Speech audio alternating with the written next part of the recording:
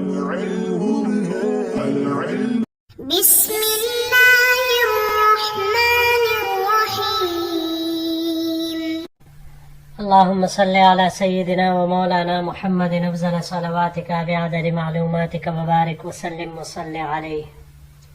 بسم اللہ الرحمن الرحیم. عزیز طلباء کرام، مختارات من ادب العرب سے بحمد اللہ تعالی آج ہمارا سبق نمبر 30 ہے، اور جو مضمون پچھلے 2 دروس سے شروع ہوا تھا کیف ہاجر النبی صلی اللہ علیہ وسلم، آج اس کا تیسرا حصہ پیش خدمت ہے. تو بڑھتے ہیں اپنے سبق کی طرف. پچھلے درس میں ہم نے پڑھا کہ ابو بکر رضی اللہ تعالی عنہ نے جب اپنے گھر میں اپنے لیے عبادت خانہ بنایا، اس میں اعلانیہ طور پر نماز پڑھنے لگے، قرآن کی تلاوت کرنے لگے، تو مشرکین کی عورتیں اور بچے حیرت اور استعجاب کے عالم میں ان کو دیکھتے رہتے تھے، کیونکہ حضرت ابو بکر رضی اللہ تعالی عنہ کثیر البکائین تھے، بہت زیادہ رونے والے تھے، آپ رقیق القلب تھے. تو قرآن پڑھتے آپ کے بے اختیار ہی آنسو بہنا شروع ہو جاتے. تو اس وجہ سے قریش، سرداران قریش، مشرکین مکہ، انہوں نے ابن الدغنہ کو قاصد بھیج کر بلایا اور اس سے کہا کہ ابو بکر کو کہہ کر اپنا ذمہ واپس لے لے، کیونکہ ہم ان کو آپ کے ذمے میں چھیڑ نہیں سکتے، اور اس طرح کلم کلا طور پر، اعلانیہ طور پر ہم اس کو عبادت پر چھوڑ نہیں سکتے، لہٰذا اپنا ذمہ ان سے واپس لے لے یا ان کو واپس اپنے بات کا پابند بنائے.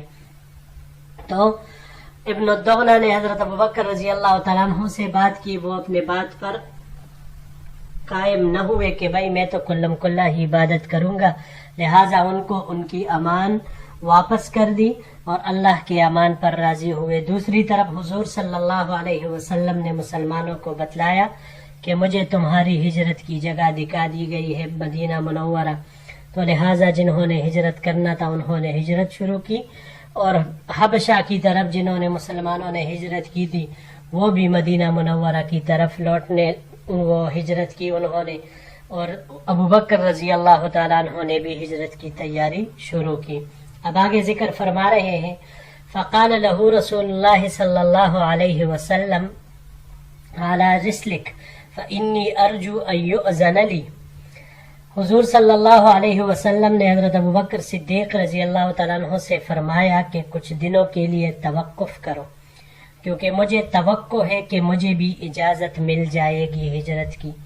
فقال ابو بکر وهل ترجو ذلك بأبی انت.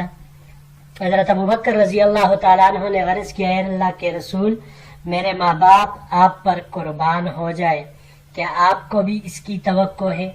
قال نعم. حضور صلی اللہ علیہ وسلم نے فرمایا کہ ہاں. فحبس ابو بکر نفسه على رسول اللہ صلی اللہ علیہ وسلم لیصحبه وعلف راحلتین كانتا عنده ورق السمر وهو الخبط 4 اشہر. حضرت ابو بکر صدیق رضی اللہ تعالی عنہ نے حضور صلی اللہ علیہ وسلم کے رفاقت کے خیال سے اپنا ارادہ ملتوی کر دیا اور اپنی 2 اونٹنیوں کو جو کہ آپ کے پاس تھی 4 مہینے تک ببول کے پتے کہلاتے رہے. یہاں پر یہ چند الفاظ ہیں جی. پہلا رسلک، رسلک اعلی رسلک یہ عربی میں کہا جاتا ہے، عرب کہتے ہیں اعلی رسلک یا رجل، اے آدمی باوقار اور آہستہ انداز سے. تو حضور صلی اللہ علیہ وسلم کا مطلب بھی یہی تھا کہ ابھی ٹھہر جاؤ، صبر کرو، یہی مطلب ہے. علفہ یہ باب ضربہ سے، علفن مصدر اس کا آتا ہے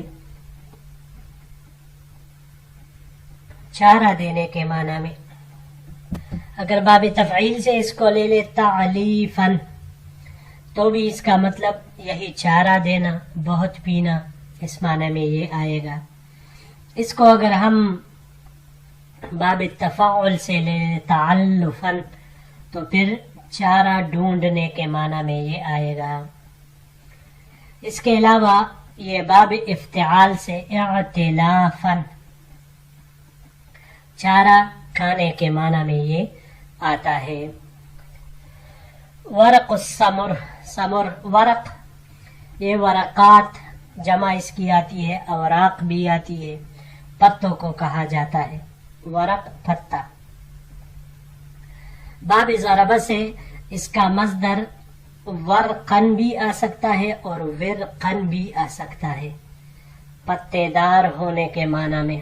اور اگر باب تفعیل سے لیا جائے توریقن تو پتے لینے کے معنی میں یہ آتا ہے. باب تفاعل سے جب ہم اس کو لیں گے تورقن تو پتے کھانے کے معنی میں یہ آتا ہے. السمر، سمر مفرد ہے، اس کی جمع اسمار آتی ہے، رات کی گفتگو یا رات کی تاریکی. یہ جہاں پر اندھیرا ہو، سایہ ہو تو اس کو سمر کہتے ہیں، اور جہاں پر چاندنی ہو اس کو قمر کہتے ہیں. یہاں یہ سایہ کے معنی میں ہو.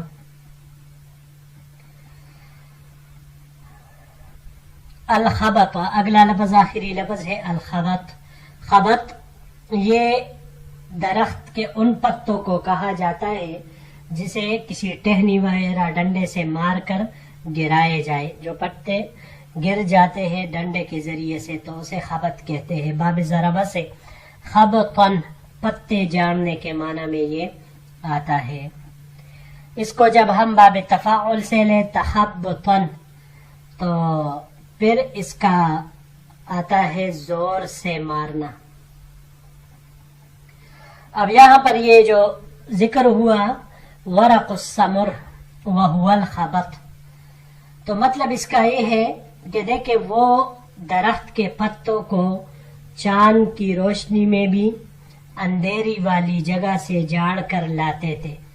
مطلب اس بات کا یہ ہے، اس میں مقصود اخفا تھا، اخفا، کہ لوگوں کو علم نہ ہو جائے کہ یہ ابوبکر کیا کر رہے ہیں، یہ کس مقصد سے اپنے ان دونوں اونٹنیوں کو پال رہے ہیں اور اتنا اس کے لیے مشقت اٹھا رہے ہیں.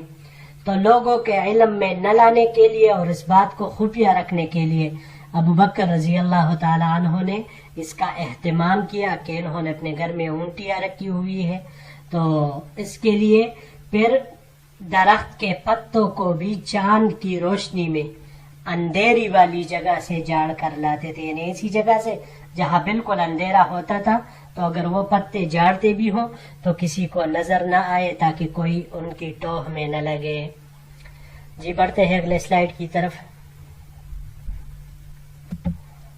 قال ابن شہاب قال عروہ قالت عائشہ، ابن شہاب کہتے ہیں کہ مجھے عروہ نے بتایا کہ اما عائشہ صدیقہ رضی اللہ تعالی عنہ نے ارشاد فرمایا فبینما نحن یوما جلوس فی بیت ابی بکر فی نحر الظہیرۃ، کہ ایک دن جب ہم لوگ بڑی دوپہر میں حضرت ابوبکر رضی اللہ تعالی عنہ کے گھر میں بیٹھے ہوئے تھے، قال قائل لابی بکر، تو کسی نے حضرت ابوبکر رضی اللہ تعالی عنہ سے کہا ھذا رسول اللہ صلی اللہ علیہ وسلم متقنعا فی ساعۃ لم یکن یأتینا فیہا، کہ ایسے وقت میں جس وقت آپ صلی اللہ علیہ وسلم کا ہمارے ہاں آنے کا، تشریف لانے کا معمول نہیں تھا، اس وقت میں رسول اللہ صلی اللہ علیہ وسلم سر ڈام پہ تشریف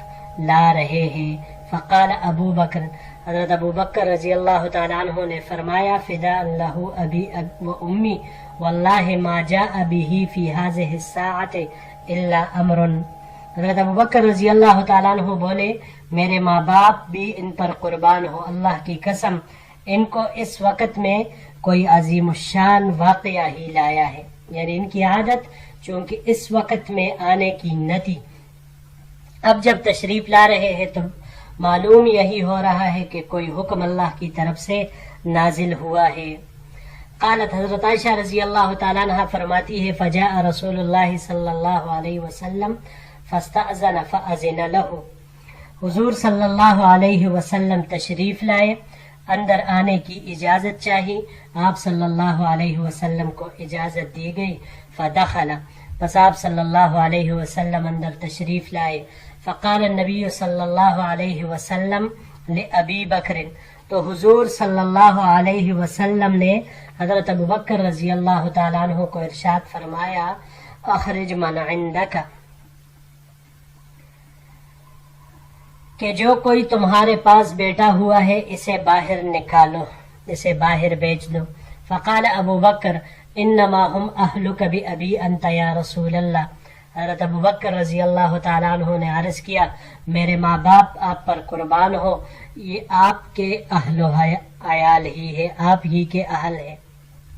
یعنی تغلیباً آپ رضی اللہ تعالیٰ عنہ نے حضور صلی اللہ علیہ وسلم کی طرف یہ نسبت کی کہ جو افراد موجود ہیں وہ ہے تو میرے گھر والے، لیکن یہ ایسے ہی ہے جیسے آپ کے گھر والے. یا یہ اشارہ حقیقتاً بھی ہو سکتا ہے کہ مطلب میرے پاس تو حضرت عائشہ کے علاوہ کوئی ہے نہیں اور وہ آپ کی ہی اپنی ہے. قال، حضور صلی اللہ علیہ وسلم نے ارشاد فرمایا، فإنی قد اذن لی فی الخروج. آپ صلی اللہ علیہ وسلم نے فرمایا مجھے ہجرت کی اجازت مل گئی ہے. فقال ابو بکر الصحابہ بأبی انت یا رسول اللہ. حضرت ابو بکر رضی اللہ تعالیٰ عنہ نے فوراً عرض کیا، یا رسول اللہ، میرے والد آپ پر قربان ہو، مجھے رفاقت سفر کا شرف حاصل ہوگا. قال رسول اللہ صلی اللہ علیہ وسلم نعم. آپ صلی اللہ علیہ وسلم نے فرمایا کہ ہاں. قال ابو بکر فخذ بأبی انت یا رسول اللہ احدى راحلتی ہاتین. قال رسول اللہ صلی اللہ علیہ وسلم بالثمن. حضرت ابو بکر رضی اللہ تعالی عنہ نے عرض کیا، اے اللہ کے رسول، میرے والد آپ پر قربان ہو، آپ میرے ان دونوں اونٹنیوں میں سے ایک قبول فرما لے. حضور صلی اللہ علیہ وسلم نے فرمایا قبول ہے لیکن قیمت سے، یعنی میں آپ کو اس کی قیمت دوں گا. یہاں پر یہ دو الفاظ ہیں سلائیڈ میں. پہلا الظہیرہ، ظہیرہ اس کی مذکر ظہرن آتی ہے، دن کے آدھے کا وقت، جب دن بالکل آدھے ہونے کو ہو، عین نصف النہار جسے کہا جاتا ہے، اس وقت ظہر اس کو کہا جاتا ہے. باب تفعیل سے تظہیرن، یہ دوپہر میں چلنے کے معنی میں یہ آتا ہے. اگلا لفظ ہے جی متقنعن، قناع سے ہے. یہ باب تفاعل سے یہاں پر استعمال ہوا ہے تقنعن، بتکلف قناعت کرنا یا کپڑے میں لپٹنا. کپڑے میں جب لپٹایا جائے تو اسے بھی کہا جاتا ہے. یہ باب افتعال سے اقتناعن، راضی ہونے کے معنی میں آتا ہے.